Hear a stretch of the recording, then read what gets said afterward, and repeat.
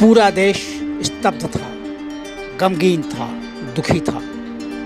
देश के पहले chief of defence staff general Vipin Rawat समेत 14 लोगों की मौत एक हेलीकॉप्टर हादसे में हो गई थी। अब उत्तराखंड समेत 5 राज्यों में विधानसभा चुनाव का बिगुल बज चुका है। जनरल विपिन रावत के भाई विजय रावत ने बीजेपी का दामन थाम लिया है। समझा जाता है कि बीजेपी उन्हें उत्तराखंड विधानसभा चुनाव में टिकट देगी। विजय रावत खुद फौज में थे और कर्नल पद से रिटायर हो चुके हैं। वे प्रधानमंत्री नरेंद्र मोदी से प्रभावित होकर राजनीति में आए हैं। सभी का धन्यवाद करना चाहता हूं कि मुझे ऐसा मौका दिया कि मैं बीजेपी ज्वाइन कर सकूं। बहुत दिनों से मेरी सोच थी। मेरे पिताजी जो थे, जब उत्तराखंड नया नया बना था तो बीजेपी के साथ ही थे।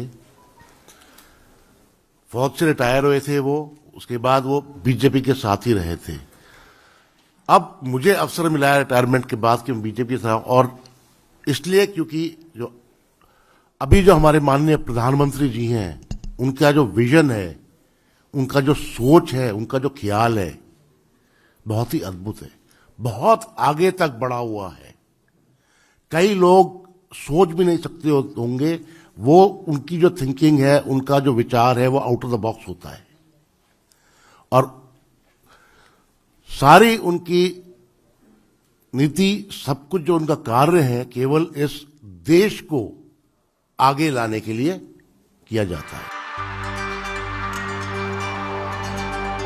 उत्तराखंड बीजेपी और राज्य के मुख्यमंत्री पुष्कर सिंह धामी का दावा है कि बीजेपी हमेशा सेना और सैनिकों के साथ रहती आई है। भारतीय जनता पार्टी हमेशा सैनिकों का सम्मान भारतीय जनता पार्टी ने किया है, करती है और सिर्फ भाजपा करेगी। तो निश्चित रूप से आपके आने से हमारी पार्टी मजबूत होगी। आप राष्ट्रवादी विचारधारा से प्रभावित होकर, हमारे देश के यशस्वी प्रधानमंत्री नरेंद्र मोदी जी से प्रभावित होकर आज आपने भाजपा की सदस्यता ग्रहण की है। आपका जन्म 4 जुलाई 1962 को देहरादून में हुआ था।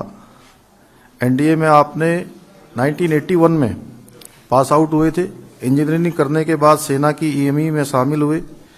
सेना में आपने कई जगह काम किया है, सिक्किम, कश्मीर, राजस्थान और कई जगह भारत की सीमाओं पर भी आपने काम किया है।